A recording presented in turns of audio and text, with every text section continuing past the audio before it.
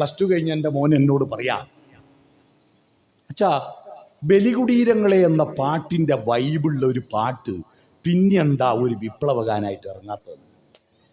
ഒരു ചോദ്യമാ +2 പഠിക്കുന്ന ഒരു കുട്ടി എന്നോട് ചോദിച്ചതാ. ഉദ്ദാലകാരുണിയോട് ശ്വേതകേതു ചോദിച്ചു, ഞാൻ എവിടുന്നാ വന്നേ, ഞാൻ എങ്ങോട്ടാ പോകുന്നേ, ഞാൻ ആരാണ്? അതാണ് തത്വമസി എന്ന മറുപടി ഉണ്ടായ ഉപനിഷത്തുണ്ടായത്. ചോദ്യവും ഉത്തരവും ഇല്ല. വീട്ടിൽ നിന്ന് ചർച്ചയുണ്ടോ? ഇല്ല. മാഷ് പറഞ്ഞത് കേൾക്കാതെ അതിനെ തെറ്റിച്ചു പറഞ്ഞൊരു കുട്ടിയാണ് ലോകത്ത് ഏറ്റവും കൂടുതൽ വിദേശികൾ അറിയുന്ന മലയാളി ആരാ? മാഷ് പറഞ്ഞു 1 1 2. അപ്പോൾ ഒരു കുട്ടി പറഞ്ഞു, ഒരു പുഴ അങ്ങന്ന് വരുന്നു, ഒരു പുഴ ഇങ്ങന്ന് വരുന്നു, 2 പുഴയും കൂടി ചേർന്നാൽ പിന്നെ 2 പുഴയല്ല വലിയ പുഴയല്ലേ ഉണ്ടാകുന്നത്. അപ്പോൾ 1 1 കൂട്ടിയാൽ ഇമ്മണി വലിയ 1 എന്ന് പറഞ്ഞ ബേപ്പൂര സുൽത്താനാണ്, വൈക്കം മുഹമ്മദ് ബഷീറിനെയാണ് ലോകത്ത് ഏറ്റവും കൂടുതൽ വിദേശികൾ അറിയുന്ന മലയാളി. മനസ്സിലായോ? മോൻ്റെ പേരെന്താ?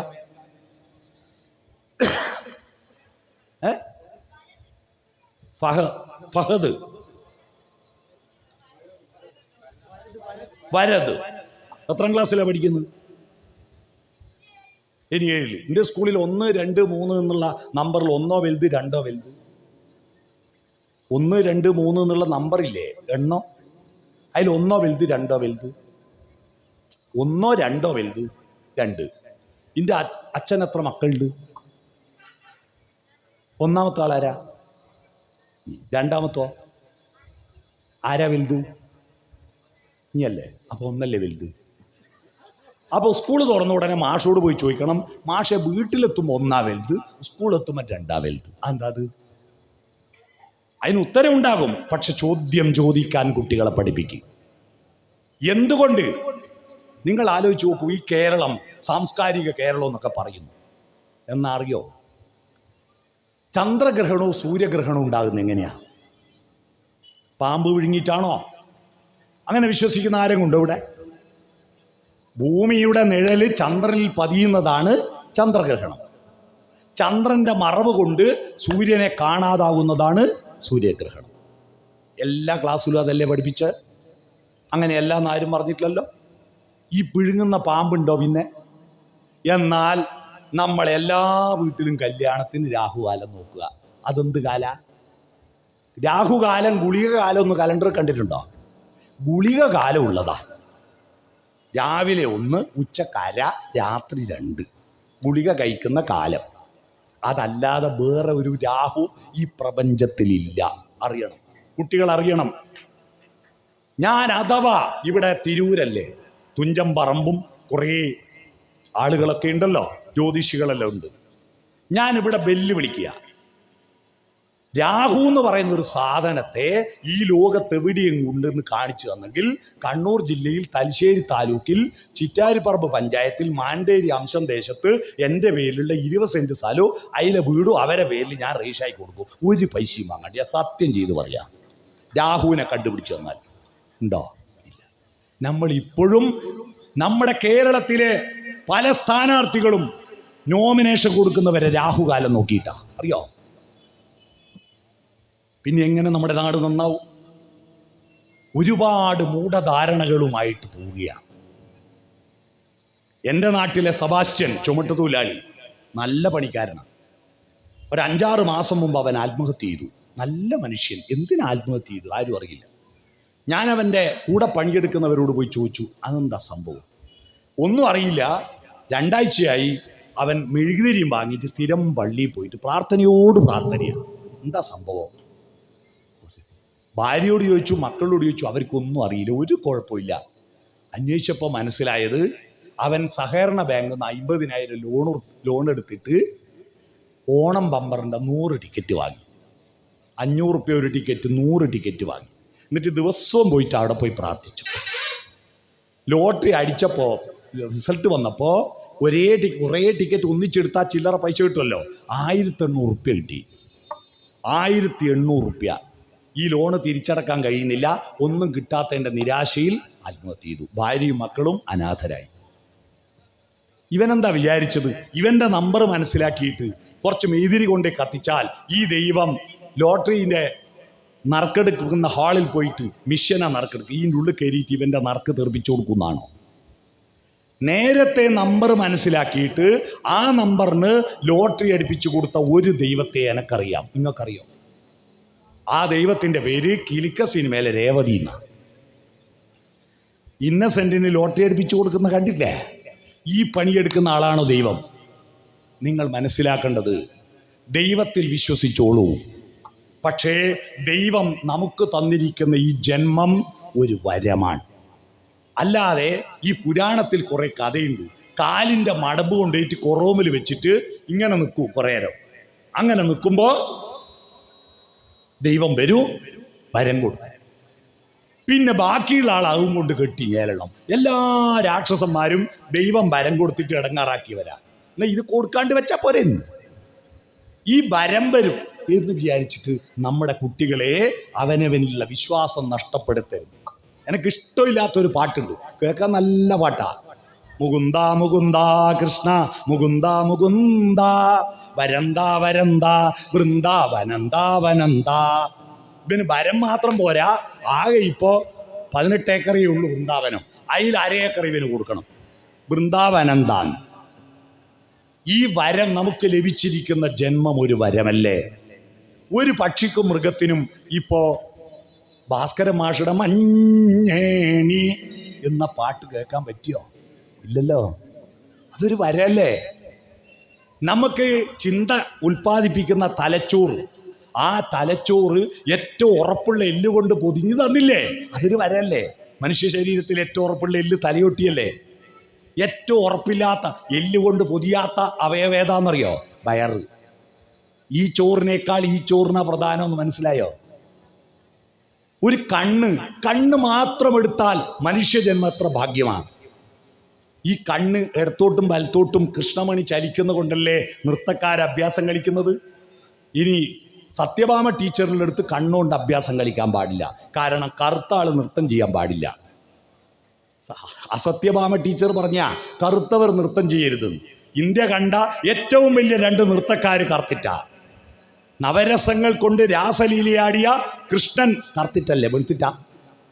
നടരാജമൂർത്തി താണ്ഡവ നൃത്തം ചവിട്ടിയ ശിവൻ വെളുത്തിട്ട, കറുത്തിട്ടല്ലേ?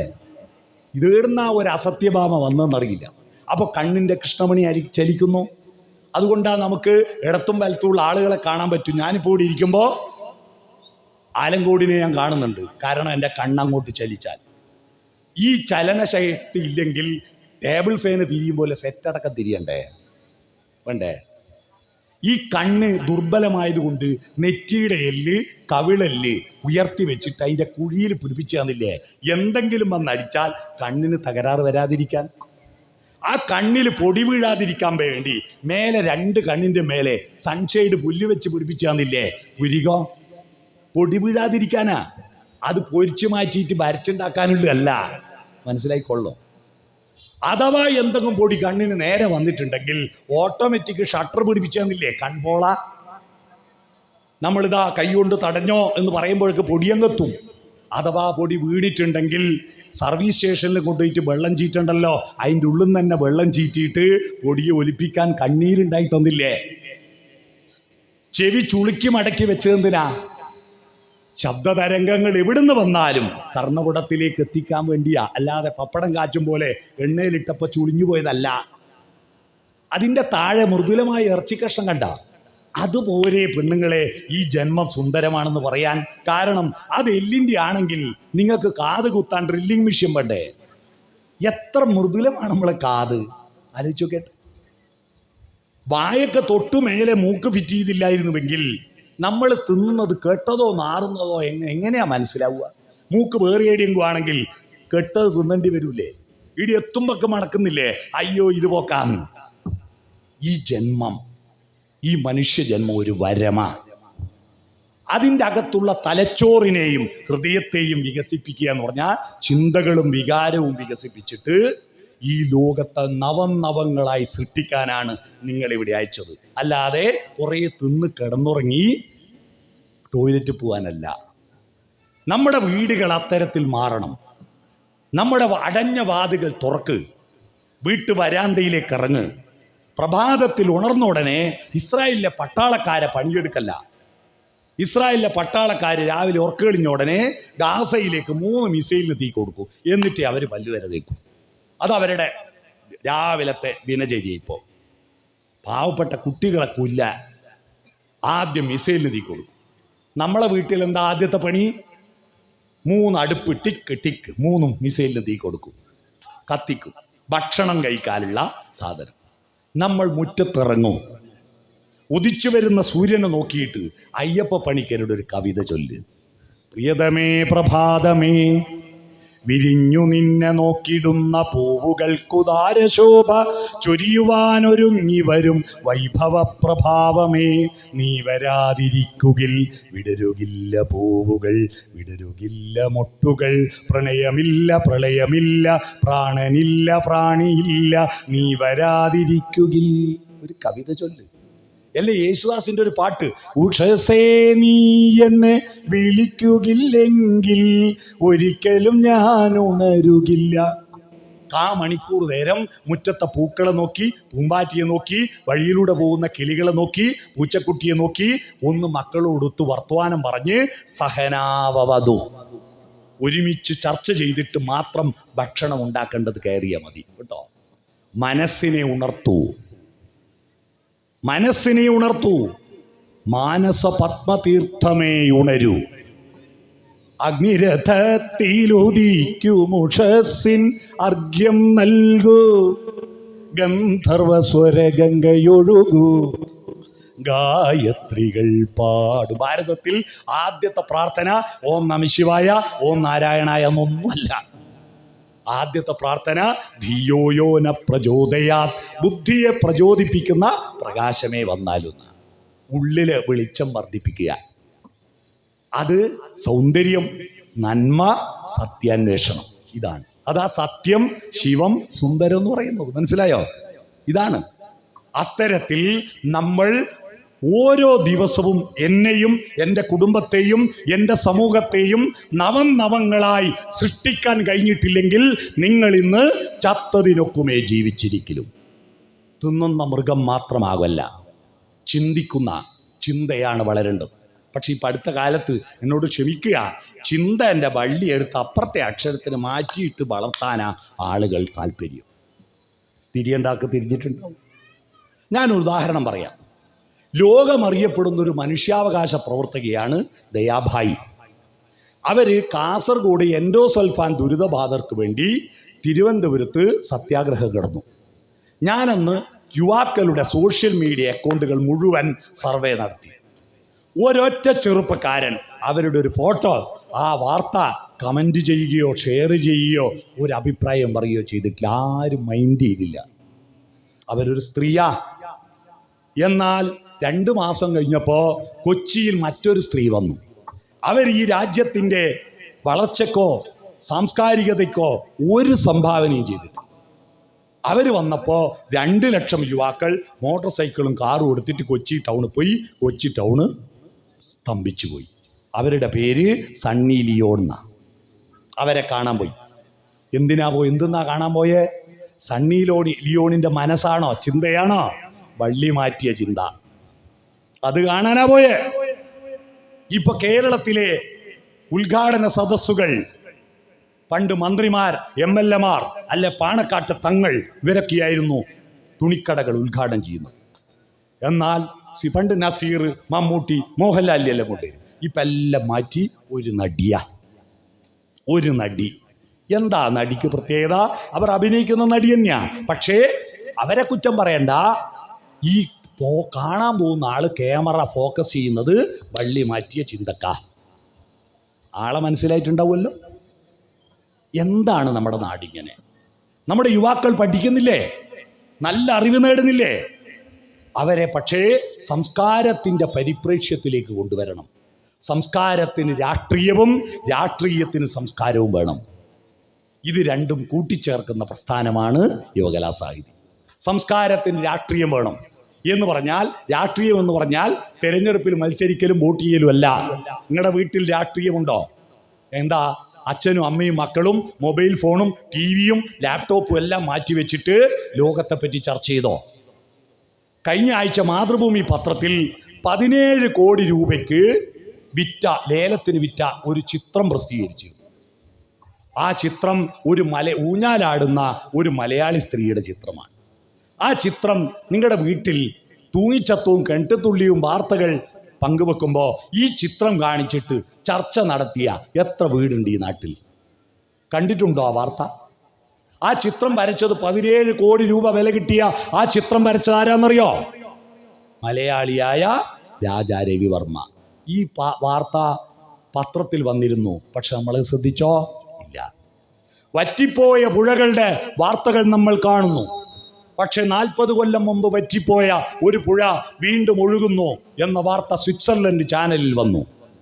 സ്വിറ്റ്സർലൻഡ് ചാനൽ 40 വർഷം മുമ്പ് വറ്റിപ്പോയൊരു പുഴ 10 വർഷമായി വീണ്ടും ഒഴുകുന്നു. ഒരു ദിവസം മുഴുവൻ ആ ചാനലിൽ ആ വാർത്ത മാത്രമേ ഉണ്ടായിരുന്നു, വേറെ ഒന്നുമില്ല. ഈ പുഴ എങ്ങനെയാ ഒഴുകിയേ? അവിടുത്തെ പുഴ, അവിടുത്തെ മനുഷ്യര്, അവിടുത്തെ ജീവജാലങ്ങൾ എല്ലാം.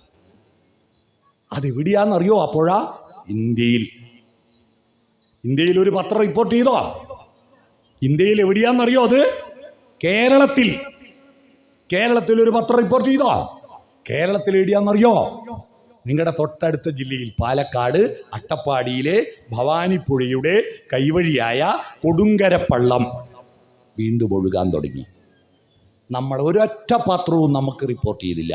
എന്നാൽ സ്വിറ്റ്സർലൻഡ് ചാനലിൽ എൻ്റെ മോന അത് കണ്ടെത്തിയത് എന്നെ കാണിച്ചു തന്നു. ഇങ്ങനൊരു വാർത്തയുണ്ട്. ഞാൻ കണ്ണൂർ ജില്ലാ പഞ്ചായത്തിൻ്റെ സ്റ്റാൻഡിംഗ് കമ്മിറ്റി ചെയർമാനാണ്. ഞാനത് ജില്ലാ പഞ്ചായത്തിൽ അവതരിപ്പിച്ചു. ഞങ്ങൾ കഴിഞ്ഞ ഡിസംബർ 18-ാം തീയതി ഒരു വാനിൽ 23 മെമ്പർമാരും വാനിൽ കയറി സൈലന്റ് വാലിക്ക് താഴെയുള്ള അവിടുത്തെ ഡോർമെട്രിയിൽ പോയിട്ട് താമസിച്ച് 19, 20, 21 3 ദിവസം ഞങ്ങൾ ആ പുഴയെപ്പറ്റി പഠിച്ചു. എങ്ങനെയാണ് ആ പുഴ വീണ്ടും ഒഴുകിയത്? Attappadi hill area development society അഹാഡ്സിൻ്റെ നീർത്തട മാസ്റ്റർ പ്ലാനിൻ്റെ ഭാഗമായിട്ടാണ് പുഴ ഒഴുകിയത്. നിങ്ങൾക്കത് കാണണോ? 1985 നമ്മുടെ ഭരതൻ സംവിധാനം ചെയ്ത മോഹൻലാലിൻ്റെ സിനിമയുണ്ട് താഴ്വാരം. ആ സിനിമ കാണുക. വരണ്ടുണങ്ങിയ അട്ടപ്പാടിയെ കാണാം. എന്നിട്ട് നിങ്ങൾ ഒരു 4 കൊല്ലം മുമ്പ് ഇറങ്ങിയ അയ്യപ്പനും കോശിയും സിനിമ കാണാം. അതേ സ്ഥലത്ത് നിന്ന് ഷൂട്ട് ചെയ്തുക.